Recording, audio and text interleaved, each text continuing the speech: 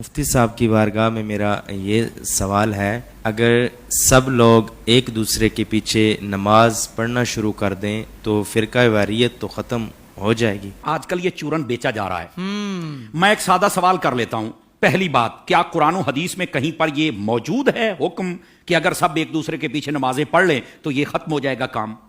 کوئی دلیل؟ کہا جی یہ تو نہیں ہے۔ میں نے کہا نہیں ہے نا، تو پھر میری دوسری بات بتائیے۔ اگر کسی بندے کی قراءت ٹھیک نہیں، یعنی وہ قرآن صحیح نہیں پڑھ سکتا، اس کے پیچھے نماز ہو جائے گی؟ بولے نہیں، اس کے پیچھے تو نماز نہیں ہوگی۔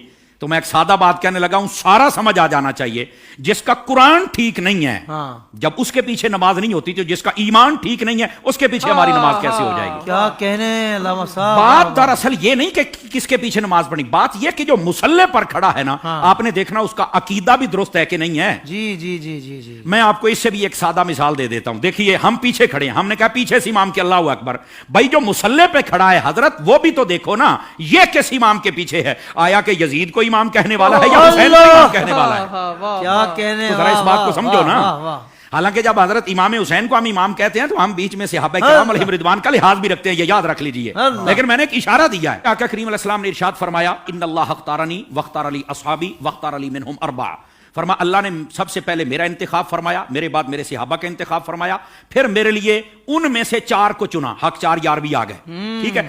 پھر اس کے بعد فرمایا، اس کے مختلف پہلو آگے ہیں، مختلف الفاظ و طرق و سند، یہ روایت ہے، لیکن ایک روایت یہ بھی ہے، فرمایا ان قریب ایک قوم آئے گی، ینتقصونہم ویسبون اصحابی، جو میرے صحابہ کرام میں سے نقص نکالے گی، عیب نکالے گی اور گالیاں دے گی۔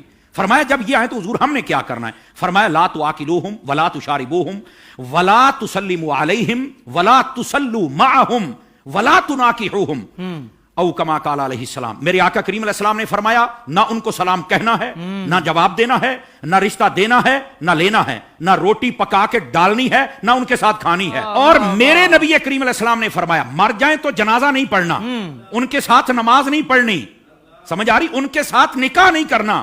تو میں نے کہا یہ ہمیں چورن مت بیچو، ہم نے حضور کی حدیث پڑھی ہوئی ہے۔ اگر کوئی چاہتا ہے کہ ہمارے سامنے کھڑا ہو کر ہمارا امام بنے، امام بننے سے پہلے بندہ بن کے مجھے یہ بھی بتائے تیرا نبی کے بارے میں کیا عقیدہ ہے، تیرا صحابہ کے بارے میں کیا عقیدہ ہے، تیرا افضلیت صدیق اکبر بکار بارے میں کیا عقیدہ ہے، تو کل صحابہ کو جنتی مانتا ہے یا نہیں مانتا، تو نبی پاک کی اہل بیت کے بارے میں کیا کہتا ہے، یہ سارے عقیدے مجھے بتا دے، میں تیرے پیچھے کھڑا ہو کے نماز پڑھ لوں گا۔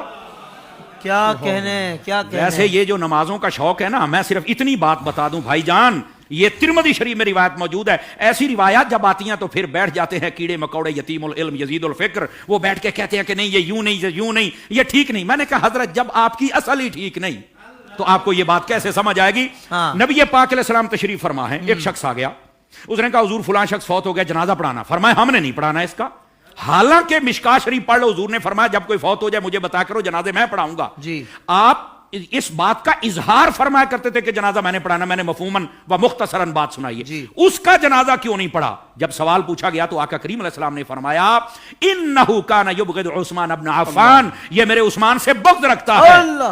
جب حضرت عثمان کے بغضی کا جنازہ نہیں پڑھنا تو بتاؤ پھر ابو بکر کے بغضی کا جنازہ ہم کیسے پڑھ لیں؟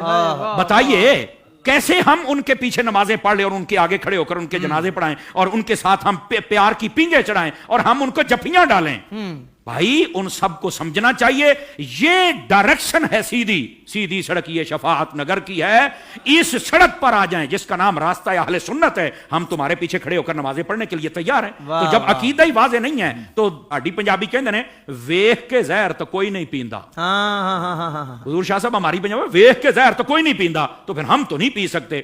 ویسے اگر کسی کو زیادہ شوق ہو نا، بس نہیں وہ قرآن پڑھتے ہیں تو چھوڑو جی چھوڑو، داڑھی بھی ہے تو چھوڑو جی چھوڑو، مصلی پہ ہے، تو میں نے کہا آبا صاحب اللہ کی تفسیر اٹھا کے دیکھ لے، یہ تیرا شوق بھی پورا ہو جائے گا۔ حضرت حافظ صاحب ہوا یہ کہ حضرت فاروق اعظم کا زمانہ اقدس ہے، ایک قریب محلے میں امام آ گیا، اس کو نماز کے لیے ہر نماز کے اندر جب وہ قرات کرتا ہے تو آبا صاحب اللہ پڑھتا ہے۔ لوگوں نے کہا بھی اور قرآن نہیں آتا؟ کہتا آتا ہے۔ تو یہ کیوں پڑھتا ہے؟ کہتا مزہ آتا ہے۔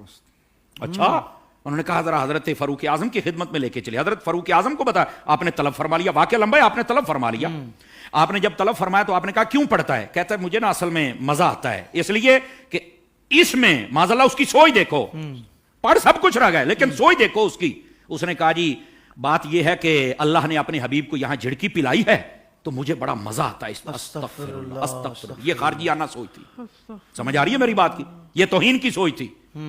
یہ کامل و اکمل لوگوں کا یہ شیوہ ہی نہیں ہوتا. اور ایسی جو ہمارے سامنے مثالیں ہوتی ہیں نا وہ ہمیں سمجھنے کے لیے مثالیں ہوتی ہیں. اور پھر ایسے لوگوں کا حشر کیا وہ بھی سننا ذرا. ٹھیک ہے. حضرت فاروق اعظم نے اچھا تجھے مزہ آتا ہے؟ کہا بالکل. آپ نے تلوار منگائی اور 2 ٹکڑے کر دیے اس کے. آپ نے فرمایا والضحیٰ پڑھ کے تجھے مزہ نہیں آتا؟ وما ارسلناک الا رحمۃ للعالمین پڑھ کے تجھے مزہ نہیں آتا؟ انا اعطیناک الکوثر پڑھ کے مزہ نہیں آتا؟ ورفعنا لک ذکرک پڑھ کے مزہ نہیں آتا؟ یعنی جو قرآن پڑھ کے دل میں توہین مصطفیٰ کی رکھے جب اس کے پیچھے نہیں ہوتی تو جو سر عام میلاد پر کفر کے فتوے لگائے ان کے پیچھے کیسے ہو جائے گی؟ سوشل میڈیا پر اسلام کی صحیح تعلیمات جاننے کے لیے ابھی حافظ سائر قادری کا نیا YouTube channel Islamic digital studio subscribe کر لیں اور ہاں نوٹیفیکیشن بیل آئیکن کو بھی پریس کر لیں تاکہ ہماری نئی ویڈیوز آپ تک بر وقت پہنچ سکے.